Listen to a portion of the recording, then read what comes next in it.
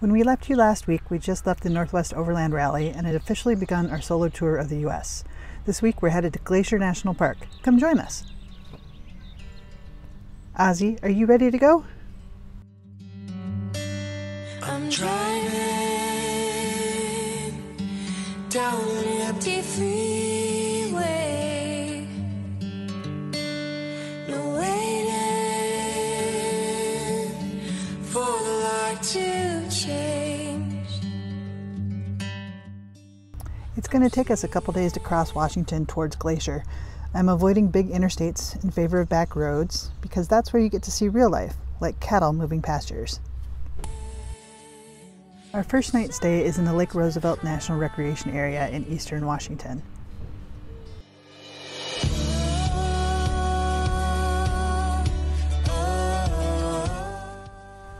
This campground has hardly any other campers, which I find surprising considering its location and access to 5G.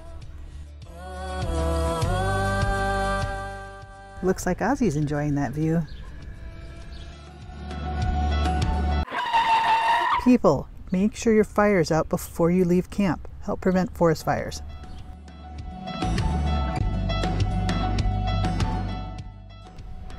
We set up camp and were relaxing in our tent when an evening rain shower arrived. I love the sound it makes on the tent.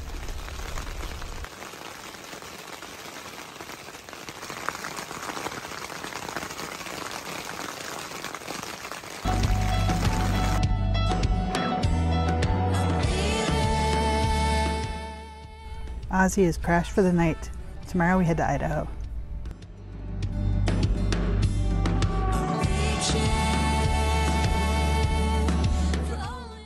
Good morning, Ozzie. Ready to continue the adventure?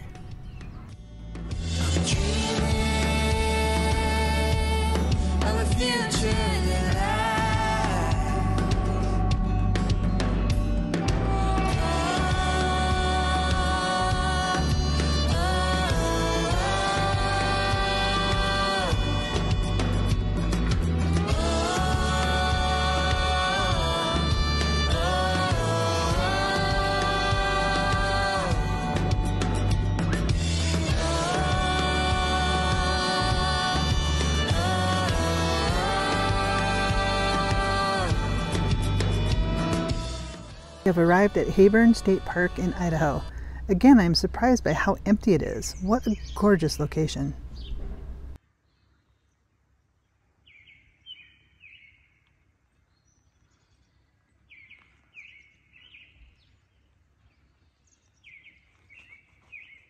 A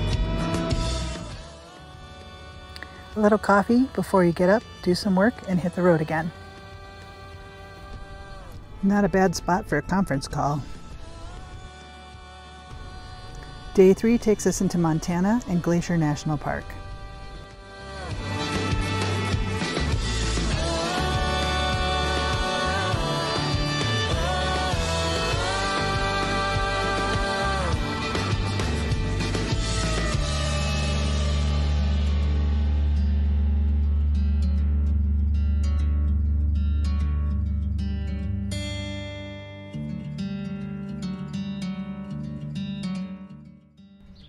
Well, hello, Montana.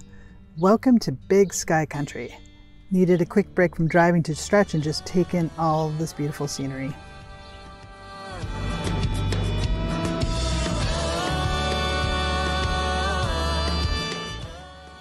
After about 5 hours of driving, we're almost to our next campsite at Flathead Lake State Park.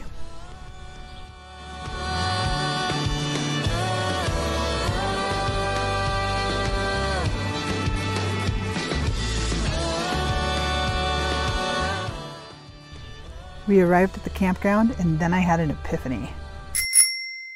You don't need a vehicle reservation to enter Glacier after 4 p.m.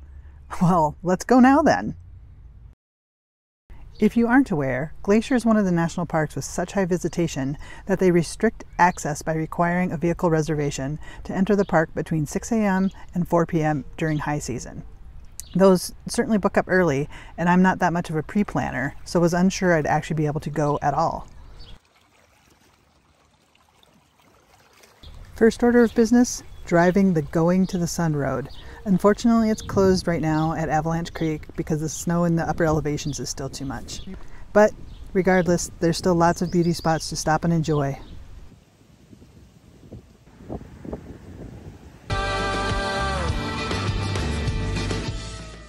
There are several really beautiful waterfalls that you can stop at along the road. There's hiking trails, there's other restful spots where you can just simply sit and enjoy the wonderful scenery.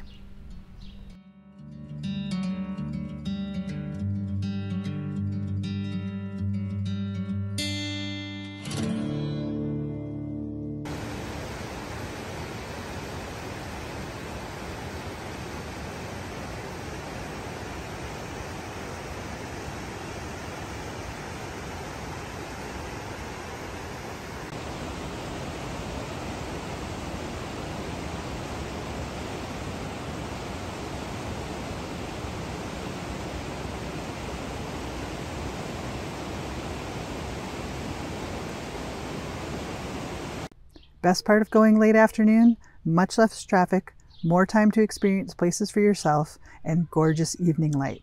Simply wonderful.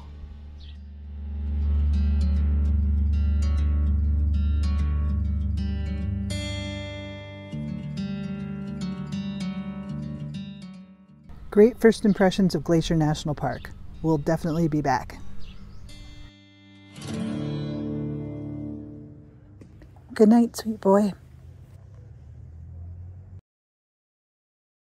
A couple days later, we moved up to Whitefish, Montana to be even closer to the park.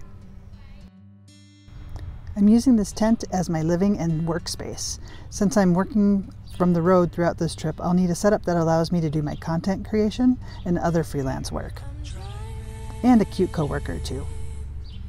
Down an empty freeway.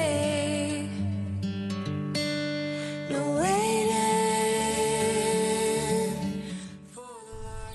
We continued to go back into the park to see what we could see. One thing to be aware of at most national parks is that dogs are restricted to just a few public areas, so no hiking for us or boat rides either. Boo.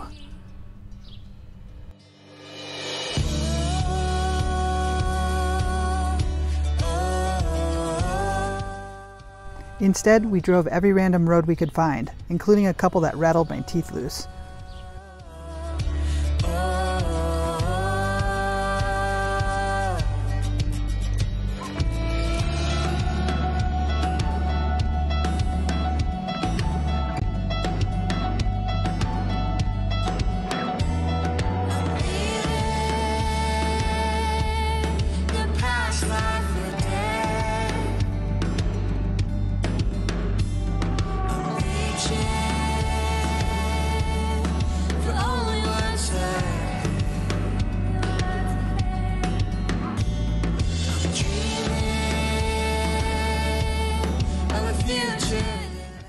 And we explored the western edges of the park, like the North Fork Road, which runs between Glacier National Park and the Flathead National Forest.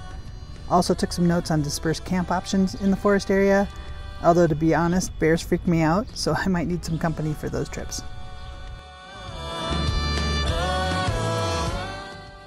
Ozzie got to dip his toes, still not allowed to swim though while his elbow heals from surgery.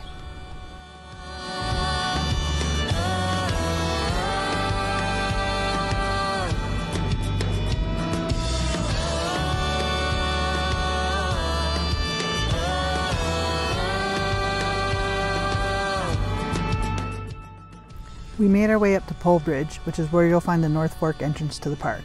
We didn't have reservations for that route and it didn't open until 6 p.m. So even with about 3 hours of daylight left, it's a rough, unpaved dirt road and I didn't really feel good about going alone. I'll have to find another day where if I have a full day, I can do it. Regardless, we found some other tracks to explore and boy were we rewarded for it. Dirty Jeep is a sign of adventures well done. The western side of this park sure has no shortage of epic scenery, but just wait until you see what we did on the eastern side. That video is coming next week, so be sure to subscribe. Thanks and safe travels.